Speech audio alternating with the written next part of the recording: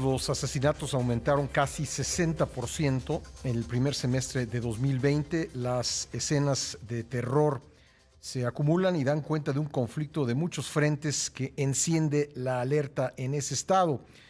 Por cierto, el fin de semana 13 cuerpos fueron hallados en dos vehículos abandonados en los límites entre San Luis Potosí y Zacatecas.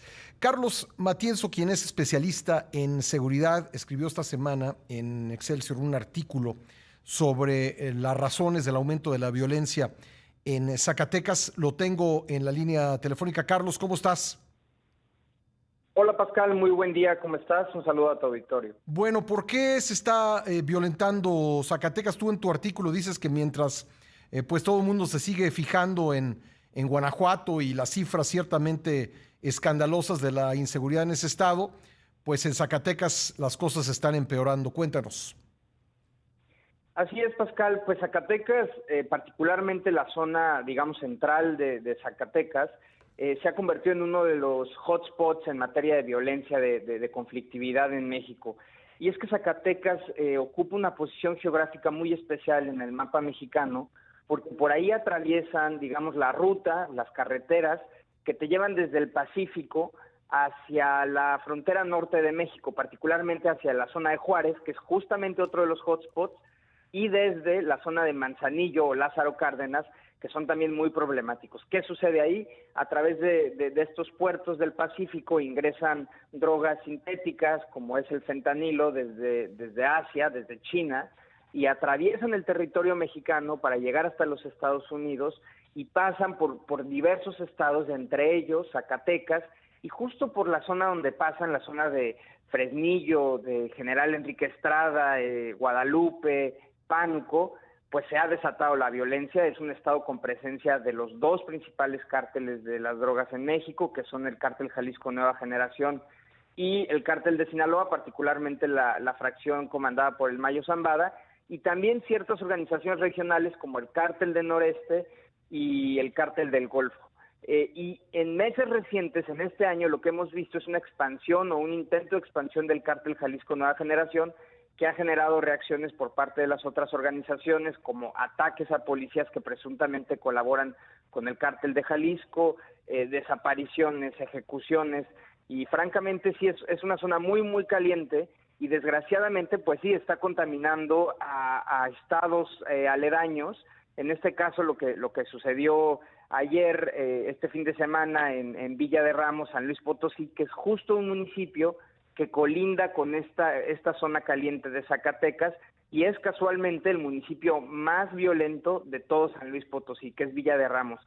Es una zona en general, Pascal, geográficamente muy compleja, no son lugares densamente habitados, y esto hace muy, muy difícil la operación de las autoridades, particularmente de la Guardia Nacional, para disuadir los enfrentamientos, para disuadir la comisión de delitos. Me parece que sí hace falta un reforzamiento de la presencia federal en esa zona, por supuesto también de las acciones de los estados y los municipios, y tratar también de blindar a los estados que colindan con estos municipios, porque como la pandemia, en este caso la pandemia de violencia, pues se puede ir expandiendo, y este problema francamente puede alcanzar los niveles de Guanajuato. Zacatecas ya es el quinto estado con más número de homicidios a nivel nacional.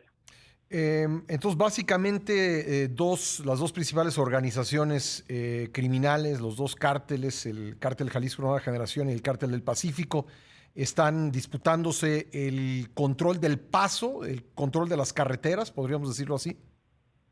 Sí, de los municipios por los que atraviesan las carreteras, por supuesto, también de las actividades criminales que, digamos, en torno al tráfico de drogas suceden, los mercados locales, la propia capital, Zacatecas, imagínate, trae una tasa de homicidios casi de 50 por cada 100,000 habitantes. Para ponerlo en contexto, a nivel nacional estamos por 27, que ya es de por sí muy alta, Ujú. y es casi el doble en una capital de un estado como Zacatecas. Entonces, yo sí considero que la causa central es el trasiego de drogas, particularmente las drogas sintéticas que vienen del Pacífico mexicano, pero también, digamos, cuando hay esta zona de interés para el crimen organizado, pues se despliegan otra serie de delitos, la extorsión, el secuestro, el narcomenudeo, que es cada vez un problema más grande en las ciudades mexicanas, particularmente del Cristal, Entonces, se está generando ahí un caldo de conflictividad muy, muy preocupante y que, como bien lo mencionabas, pues se está empezando a contaminar otros estados, tanto en la parte del norte de Jalisco como en la parte oeste de San Luis Potosí.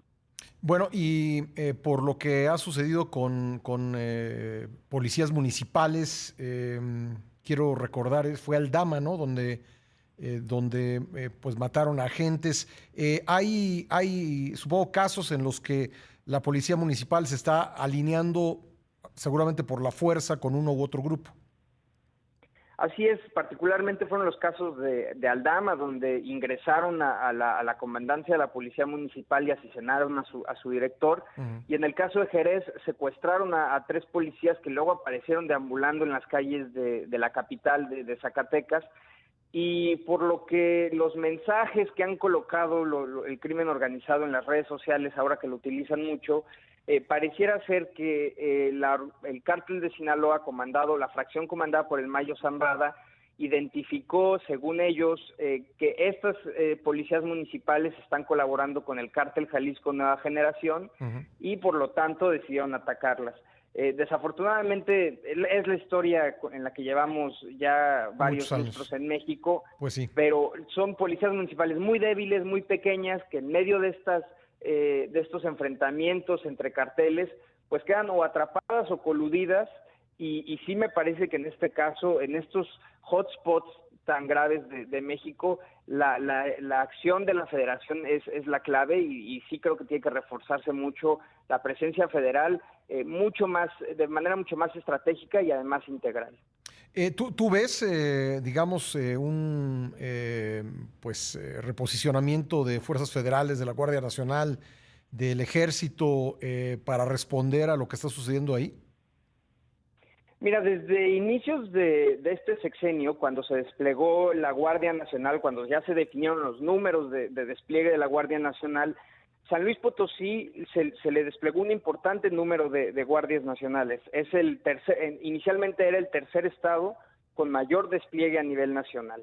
No obstante, me parece que estos lugares demuestran que enfocar toda la estrategia en la Guardia Nacional, en simplemente aumentar el despliegue federal, pensando que el país es como la Ciudad de México, que entre más policías hay mayor disuasión del crimen, pues Zacatecas demuestra que no es así, no necesariamente es así.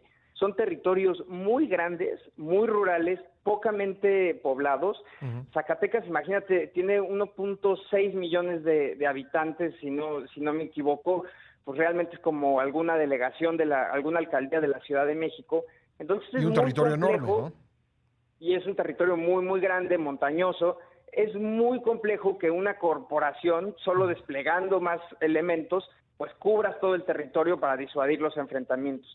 Tiene que haber un trabajo de inteligencia, de desarticulación de los grupos violentos, particularmente de los sicarios, de ciertas organizaciones locales, de ir marcando los límites, digamos, en que las organizaciones pueden incurrir o no. Probablemente en el corto plazo no las puedes destruir, pero sí el Estado, de manera más integral, tendría que tener estrategias para cada uno de estos hotspots, como es Guanajuato, como es Zacatecas, como es Colima, como es Ciudad Juárez, como es Tijuana, pues estrategias que entiendan muy bien la dinámica que está sucediendo ahí, e ir tomando acciones que vayan empujando a la reducción de la conflictividad entre las organizaciones. Si bien no las vas a Carlos, destrozar en un discúlpame, sexenio, tengo que dejarlo ahí por tiempo, pero pues te aprecio mucho que hayas estado con nosotros esta mañana. No, al contrario, Pascal, muchas gracias. Un abrazo, gracias. Carlos Matienzo, especialista en seguridad. Vamos